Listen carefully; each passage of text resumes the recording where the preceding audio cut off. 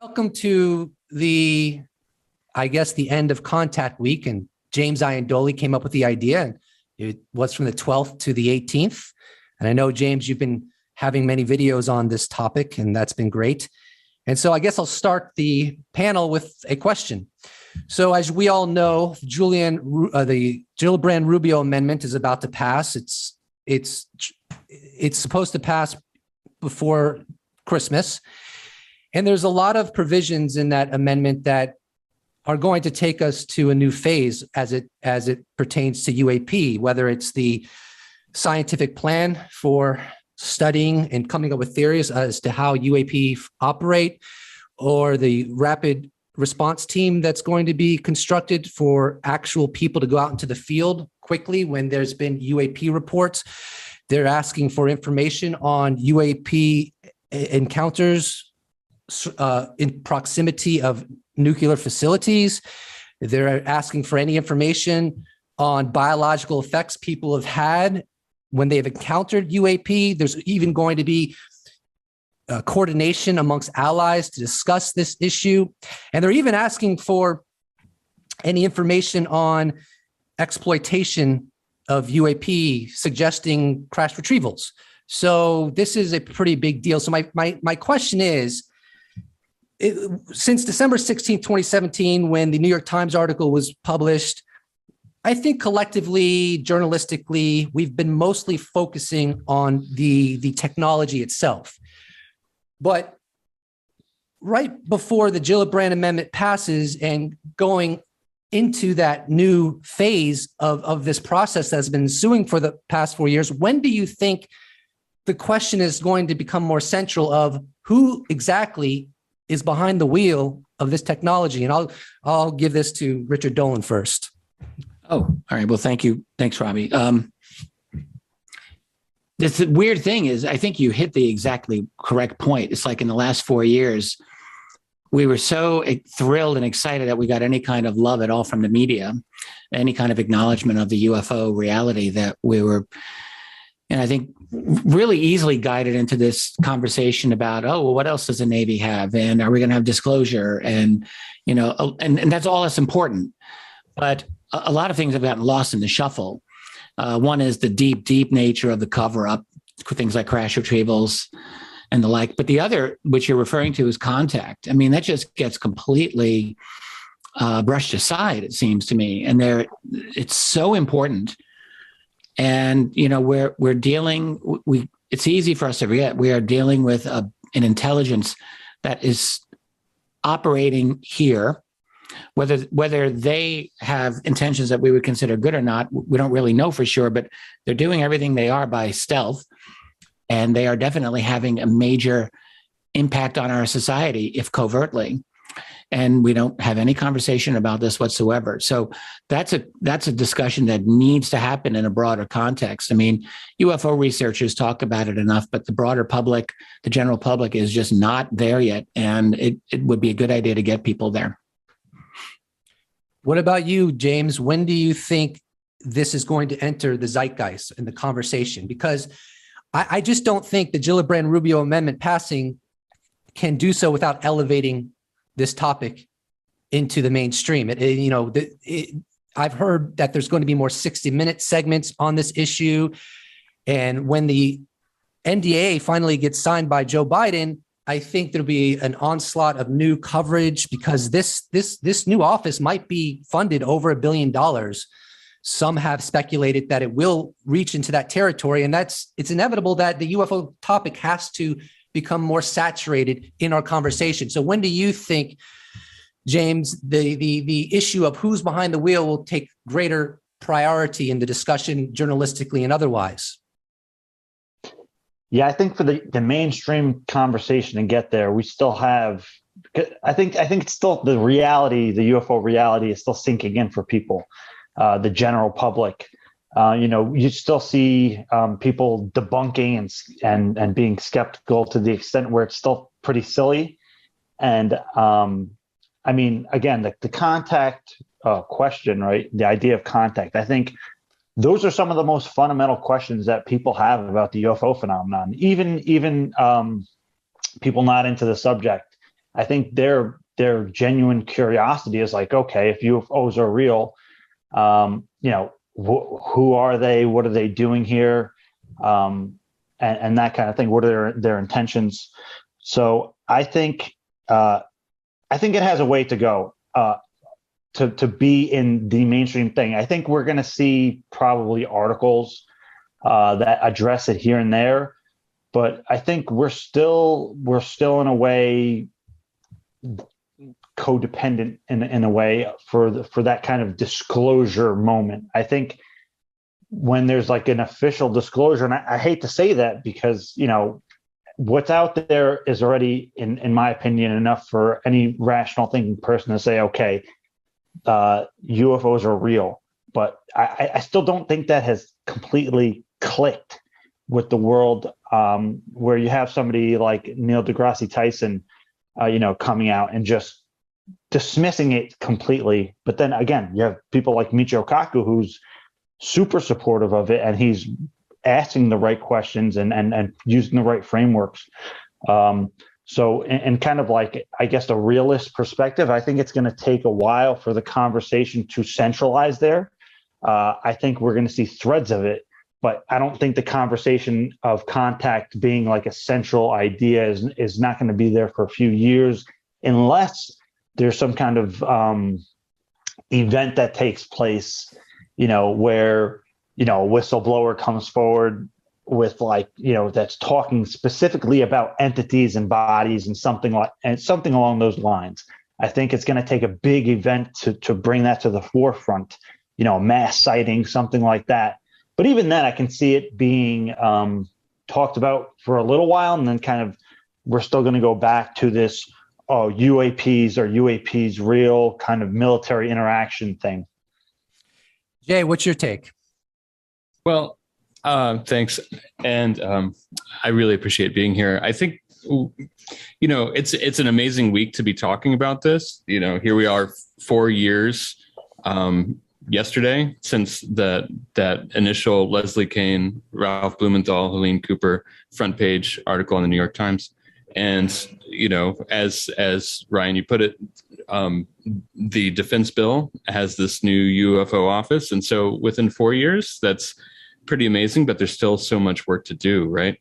And I know of 2 large scale media projects that are going to be coming out in the next year that, even just in and of themselves, one is from a very major news network. I'm sure some of us probably know about that project.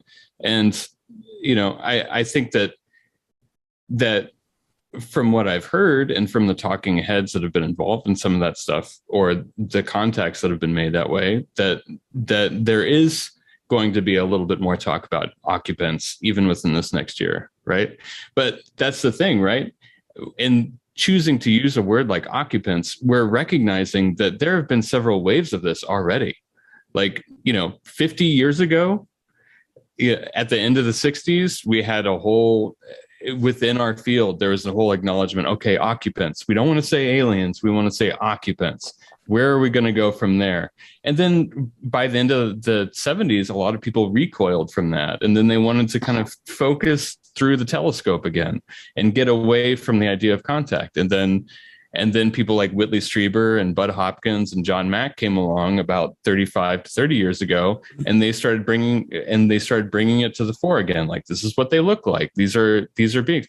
And again, there was a squeamishness on the part of the community, our community, that really kind of stymied things in a lot of ways, because there were people like Steven Spielberg that were perfectly willing way back in 1977 to say, like, look, here they are, and I'll make a whole movie about it, whatever. And so I think one thing that we need to get over within the situation is looking at a taxonomy and getting away from the telescope, getting away from the FLIR videos, and getting into the cases. Richard did an amazing job with his book, The Alien Agendas, just last year, in terms of saying, like, here are six distinct types that I found, like, that are right here, right now, that there's just overwhelming anecdotal accounts of. and let's go with that. Let's move through that. And I think that those kinds of taxonomies, those kinds of structures, what Richard was doing right there, are incredibly important for getting people kind of through the squeamishness and actually into looking at like who's the there, if that makes sense. All right, I'm going to ask kind of a weird question and see how you guys deal with it.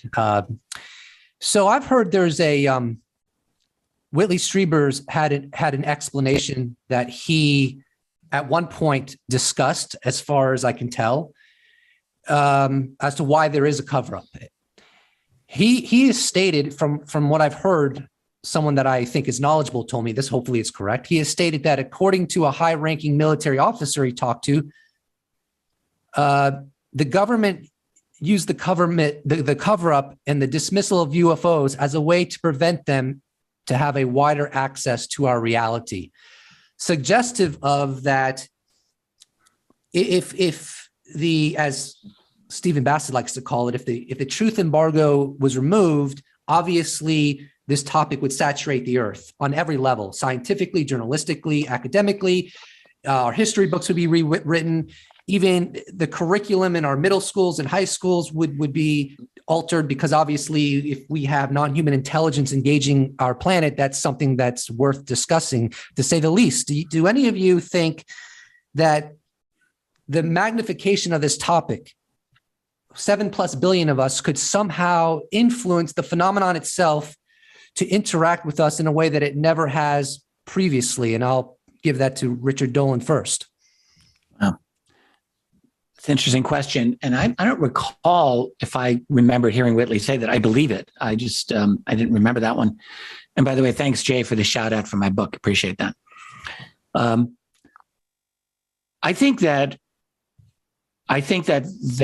do believe there are multiple groups that are here, not all of which are antithetical to our interests as a species, but I think it's very likely that at least one group is, maybe more than one.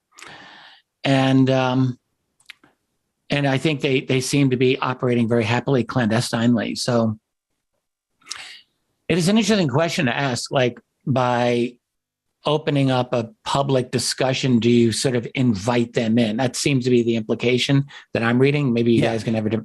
Yeah. So it's like you give it power to enter your world.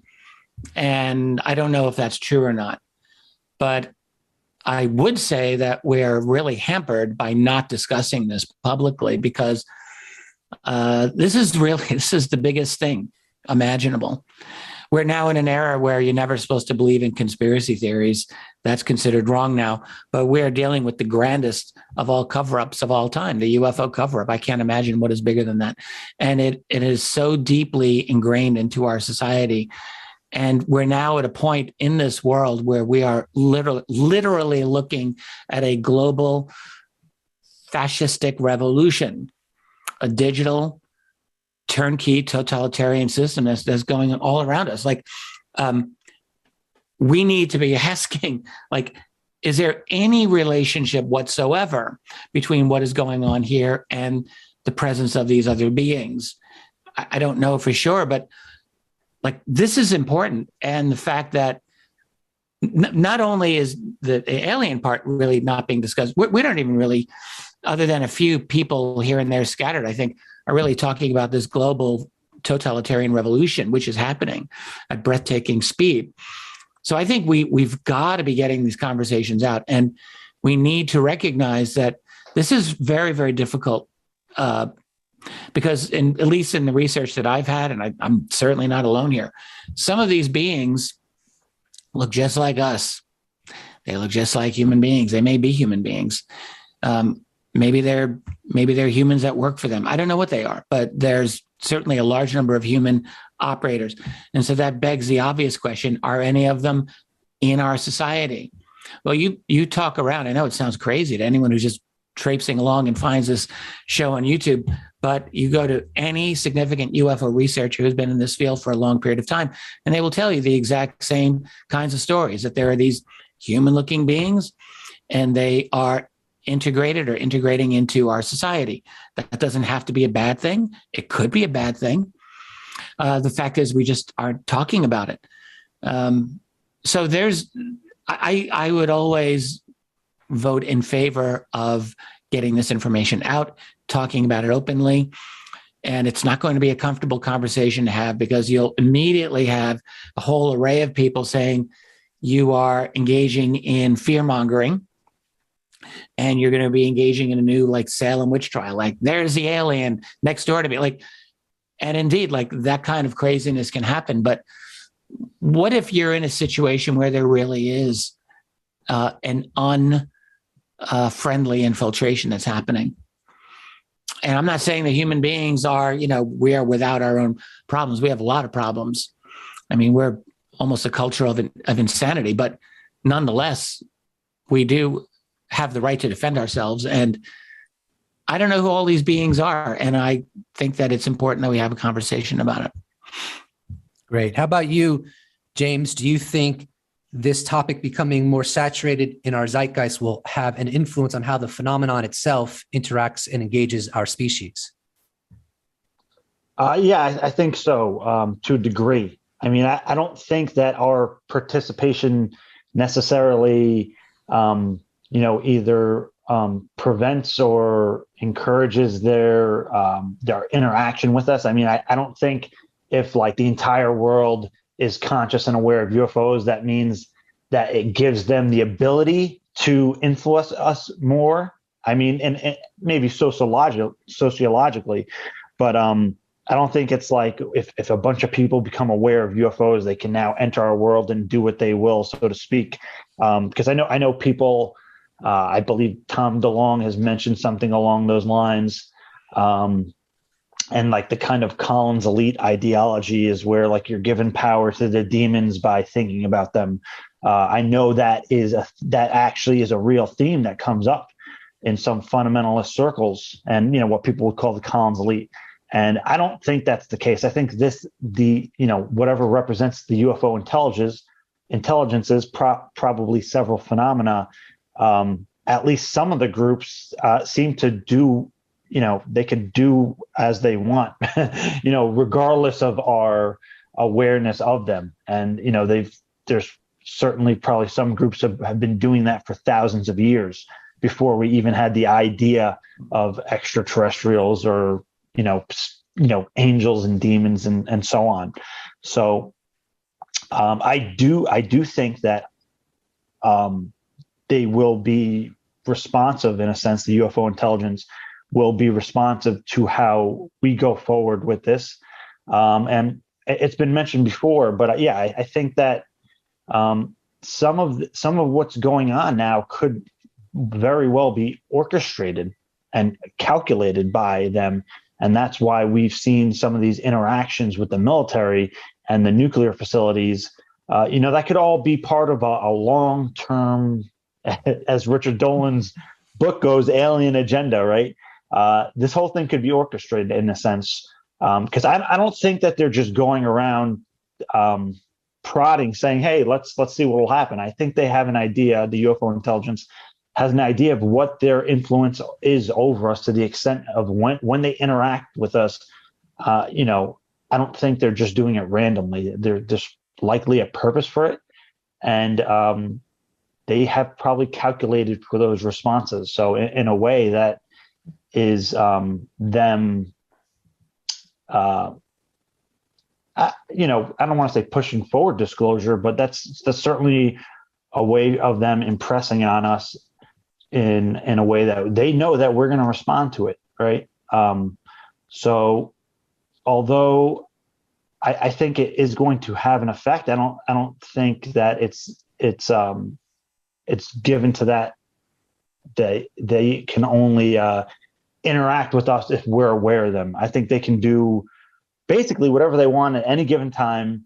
But again, going back to what Rich is saying, I think that definitely the more aware we are, the more open we have this discussion, the better it's going to be on our end.